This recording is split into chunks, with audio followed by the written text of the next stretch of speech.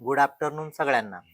बघा आपण मराठी अध्यापन शास्त्र याचा पहिला टॉपिक आहे मातृभाषेचं महत्व. कारण जोपर्यंत तुम्हाला मातृभाषेचं महत्व काय आहे याच्यावर आधारित प्रश्न तुम्हाला असतात आणि हे समजून घेतल्यावरच बाकी तुम्हाला समजेल. पहिला टॉपिक आपण बघणार आहोत मराठी अध्यापन शास्त्र यामध्ये मातृभाषेचं महत्व. आता लवकर बॅच जॉईन करा, कारण काय असतं आपल्या विद्यार्थ्यांना म्हणजे नापास व्हायचं प्रमाण पण काय माहितीये का, आपण वेळ तेवढा देत नाही. आता ही परीक्षा तुम्हाला माहितीये जुलैमध्ये ही परीक्षा होईल. खूप विद्यार्थी काय करतात वेळेनुसार, सर आम्हाला 40 दिवस आहे 50 दिवस आम्ही पास होऊ का, असं होत नाही. काहीतरी तुम्हाला वेळ द्यावा लागतो, तेवढं तुम्हाला अभ्यासावा लागतो. काय करा, ऍपवर जा, आपलं प्ले स्टोअरवर जा, तिथून प्ले स्टोअर वरून ऍप डाउनलोड करा. पीएससी सो अकॅडमी हे टाकल्यानंतर ऍप डाउनलोड करून रजिस्ट्रेशन करून घ्या. तिथे तुम्हाला डेमो व्हिडिओ पण बघायला भेटतील. प्रवेश फी आपली एकदम मर्यादित आहे. इथे तुम्हाला मोबाईल नंबर दिलेला आहे. या मोबाईल नंबरवर संपर्क करून तुम्हाला काही समस्या असेल तर ते पण विचारू शकतात. आणि सगळ्यात महत्वाचं, आता राणी मॅडम काय करणार आहेत, तुम्ही मराठी घेणार आहेत. आज म्हणजे त्यांची तब्येत थोडी बरी नव्हती, तर हा डेमो तेच देणार होते राणी मॅडम. तर पण आपण, मी म्हटलं जाऊ द्या, वेळ आपण विद्यार्थ्यांना आपण काय म्हणतो एक एक दिवस महत्वाचा मानतो, त्यामुळे हा डेमो व्हिडिओ मी स्वतः देतोय. आणि जेवढे तुम्ही लवकर तयारीला लागणार तेवढाच तुम्हाला फायदा होईल. आता बघा, आता आपण मातृभाषेचं महत्व हा पॉइंट बघणार आहोत. हा पहिला टॉपिक आहे. आता महत्वाचे मुद्दे काय आहेत, मातृभाषेला का महत्वाचं स्थान दिलेलं आहे नॅशनल एज्युकेशन पॉलिसीमध्ये, आपण समजून घेऊया. मातृभाषेतून शिक्षणाचे महत्व. आता मातृभाषेतून शिक्षणाचं महत्व काय आहे हे आपण समजून घेऊ. प्राथमिक स्तरावर मुलांना मातृभाषेमध्ये शिक्षण दिले पाहिजे. बघा, प्राथमिक स्तरावर मुलांना कोणत्या भाषेत शिक्षण दिले पाहिजे, मातृभाषेमध्ये दिलं पाहिजे. कारण भाषेमध्ये शिक्षण दिल्यामुळे मुलांना मुलांना भाषेतील अवधारणा म्हणजे काय, ज्या संकल्पना असेल, जे काही तुम्हाला सांगायचं असेल, लवकर समजतात. विद्यार्थ्यांना भावना प्रकटीकरणासाठी मातृभाषा हे उत्तम साधन आहे. बघा, आता भाषा काय, एक तुम्हाला माहिती आहे, भाषा साधने कुठली जगाच्या पाठीवर असणारी कुठलीही मातृभाषा काय असते, ती साधन असते. मग आता हे मातृभाषेमध्ये विद्यार्थ्यांना का शिकवावं हे सगळ्यात महत्वाचं समजून घ्या. कारण कुठलीही अवधारणा जर विद्यार्थ्यांना शिकवायची असेल तर त्यांच्या मातृभाषेमध्ये, त्यांच्या क्षेत्रीय भाषेमध्ये शिकवा, म्हणजे जेणेकरून काय होतं ते विद्यार्थ्यांना लवकर समजतं. पण आपण काय करतो, इंग्रजी मीडियम वाले काय करतात माहितीये का, पहिलीच्याच वर्गामध्ये म्हणजे 6 वर्षाच्या विद्यार्थ्यांना पूर्णपणे मातृभाषा येते का, तर अजिबात येत नाही. आणि अशा विद्यार्थ्याला जर तुम्ही डायरेक्ट इंग्रजी भाषेचं ज्ञान देताय, म्हणजे मानकीकृत भाषा वापरायला सुरुवात केली, तर तो विद्यार्थी चांगला शिकेल का, तर अजिबात नाही. म्हणजे त्याच्या भावना प्रकटीकरणाला संधी आहे का. आता एखाद्या विद्यार्थ्याला आपण म्हणतो खूप त्याला दुःख झालं किंवा काहीतरी सांगायचं, काहीतरी त्याच्या भावना मत व्यक्त करायचंय, आणि तुम्ही जर त्याला म्हटले नाही बाबा तू हिंदीमध्ये बोल किंवा इंग्रजीमध्ये बोल, असं चालेल का, तर म्हणजे हा अन्याय आहे त्याच्या भावना प्रकटीकरणावर.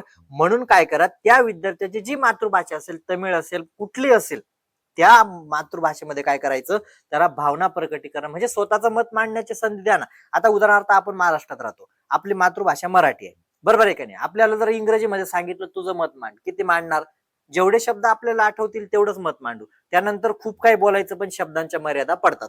त्याच पद्धतीने काय करायचंय, प्राथमिक स्तरावर जे विद्यार्थी असतात त्या विद्यार्थ्यांकडे तर एवढा शब्दसाठा आहे का दुसऱ्या भाषेचा, तर अजिबात नाही ना.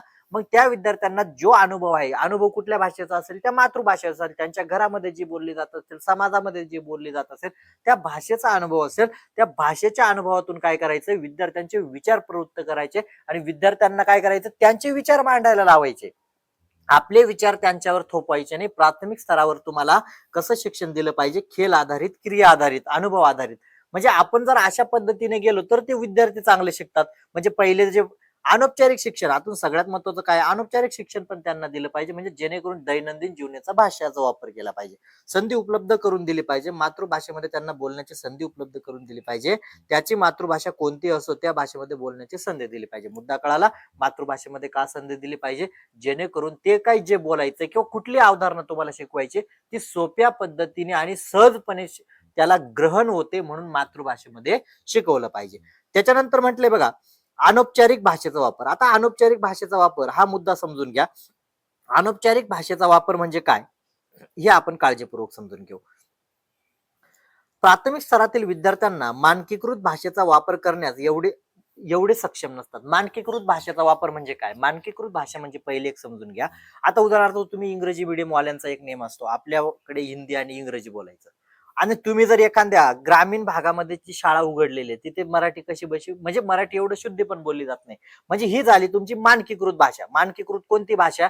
जी तुम्ही इंग्रजी आणि हिंदी जे तुमच्या शाळेने लावलेले, तुम्ही त्या भाषेमध्ये जर विद्यार्थ्यांना बोलायला लावलं, बोलतील का ते विद्यार्थी? तर अजिबात त्यांना योग्य बोलता येणार नाही किंवा त्यांच्याकडे एवढा शब्दसाठा नाही. मग इथे तेच म्हटलंय, प्राथमिक स्तरावर विद्यार्थ्यांना मानकीकृत भाषेचा वापर करण्यास एवढे सक्षम, प्राथमिक स्तरावर ते सक्षम आहेत का? तर एवढे सक्षम नाहीत आणि ते नाहीतच. प्राथमिक स्तरावर आताशी त्यांनी शाळेत यायला सुरुवात केली. मग ते सक्षम नसताना तुम्ही जर त्यांच्यावर जोर जबरदस्ती केली, मारहाण केली, छड्या दिल्या, तर ते विद्यार्थी चांगलं शिकतील का? तर अजिबात नाही. म्हणजे काय?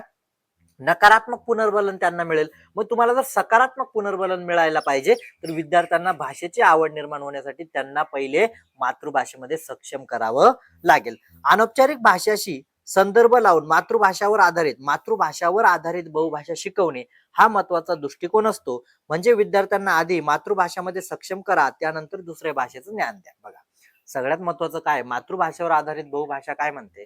का विद्यार्थ्याला पहिले त्याच्या जी मातृभाषा आहे तिच्यामध्ये सक्षम करा. आता मला एक सांगा, मी पहिले मराठीमध्ये माझं मत मांडू द्या. मला जर मराठीमध्ये पण तुम्ही संधी देत नाही, मत मांडलं पण नाही आणि डायरेक्ट इंग्रजीमध्ये मला सांगताय का तुम्ही बोला, तर होईल का? तर अजिबात नाही. म्हणजे हेच तुम्हाला सांगितलं का अनौपचारिक भाषा म्हणजे काय? अनौपचारिक भाषा म्हणजे दैनंदिन जीवनाची रोजमर्या, तिला पर्याय शब्द दिला जातो हिंदीमध्ये, रोजमर्या की भाषा. रोजमर्या की भाषा म्हणजे काय? तुमच्या दैनंदिन व्यवहाराची, तुमच्या म्हणजे कोणाच्या? शिक्षकाच्या नाही, त्या विद्यार्थ्याच्या दैनंदिन जीवनाची जी भाषा असेल, त्या भाषेला काय करायचं? तुम्हाला शाळेत सुद्धा वापरायचं आहे. प्राथमिक स्तरावर का वापरायचं आहे? जेणेकरून त्या विद्यार्थ्याला अनौपचारिक पद्धतीने म्हणजे काय सवय लागेल. आता उदाहरणार्थ एखादी लहान मुलगी आहे सुवर्णा नावाची, ती शाळेत आली, राणी मॅडम असेल, पहिल्याच दिवशी शाळेत आल्या, पहिलीला आहेत. जर तुम्ही जर म्हटले नाही बाबा आम्ही पुण्याला राहतो, तुला एकदम शुद्ध मराठी बोलावी लागेल, तुझी आपण काय म्हणतो गावाकडची भाषा बोलू नको, तर मला सांगा ते अभिव्यक्त होतील का? तर नाही होणार ना. पण पहिल्याच दिवशी जर त्यांना सांगितलं तुम्हाला जे वाटतं ना तुमच्या सामाजिक बोलीमध्ये जी पण भाषा असेल ती बोला, मी ऐकतो, म्हणजे तिला पण वाटेल, म्हणजे काय वाटेल का मला पण वर्ग चांगला आहे, विद्यार्थी चांगले, शिक्षक चांगले, म्हणजे सगळ्या गोष्टी काय आनंदायी वातावरण तयार होईल. केव्हा होईल? जेव्हा तुम्ही त्याच्या दैनंदिन भाषेमध्ये बोलण्याची संधी देणार.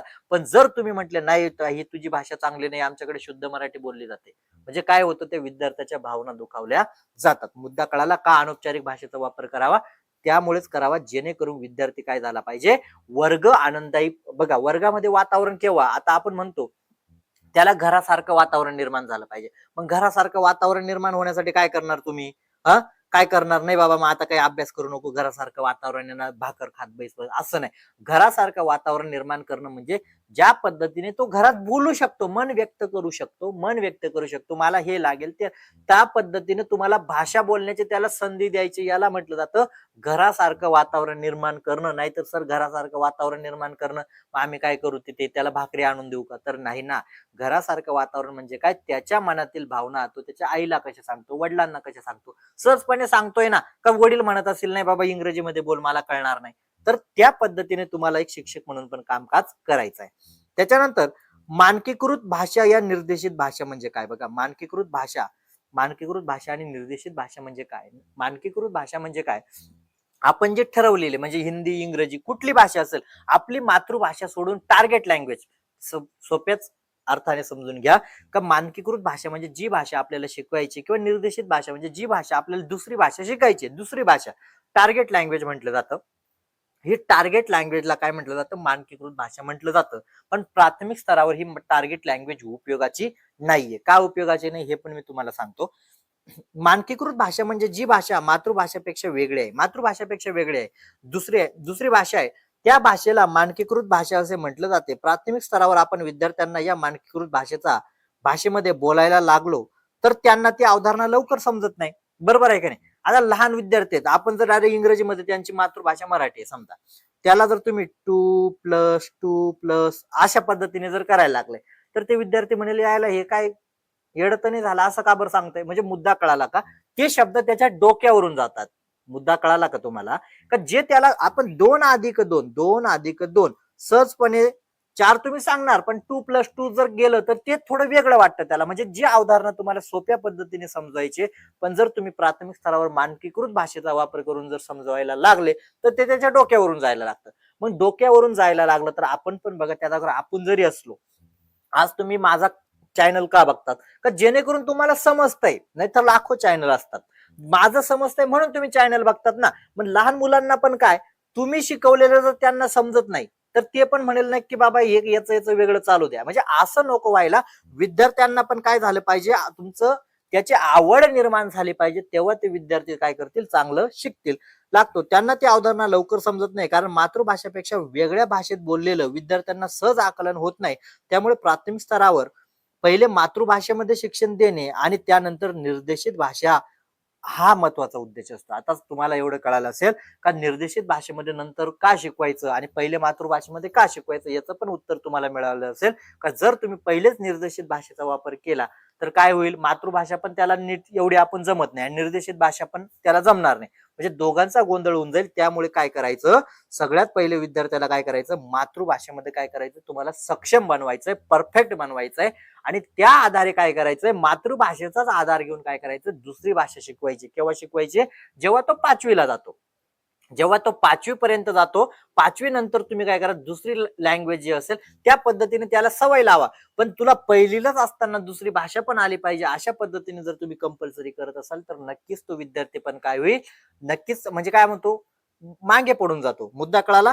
त्यामुळे अशाच पद्धतीने तुम्हाला CTET चे टॉपिक बघावे लागतात. मग आता तुम्हाला कळलं असेल मानकीकृत भाषा का वापरू नये आणि मातृभाषेमध्ये का शिक्षण दिलं पाहिजे, तर तुम्हाला उत्तर पण मिळाले असतील. बघा, बॅच जॉईन करण्यासाठी तुम्हाला कॉन्टॅक्ट नंबर वगैरे दिलेला आहे. यावर तुम्ही कॉन्टॅक्ट करू शकतात. बॅच जॉईन करून घ्या, जेणेकरून तुमचा वेळ वाया जाणार नाही. हे सर्व व्हिडिओ तुम्हाला त्या ऍपवर उपलब्ध आहेत. म्हणजे काय, सगळ्यात महत्वाचं, तुम्ही टाइमवर वेळेवर बॅच जॉईन करणार. मग ते अभ्यासक्रम पूर्ण झाला नाही का सर, मग आम्ही बघितलंच नाही, आम्हाला वेळ भेटला नाही, असं नाही. जून मध्ये परीक्षा होईल, म्हणजे काय आता 90-100 दिवस तसं पाहायला गेलं तर. यामध्ये जर अभ्यासक्रम पूर्ण करायचा असेल तर आतापासून बॅच जॉईन करून घ्या. चालेल. व्हिडिओ कसा वाटला लाईक करा आणि जास्तीत जास्त विद्यार्थ्यांना शेअर करा.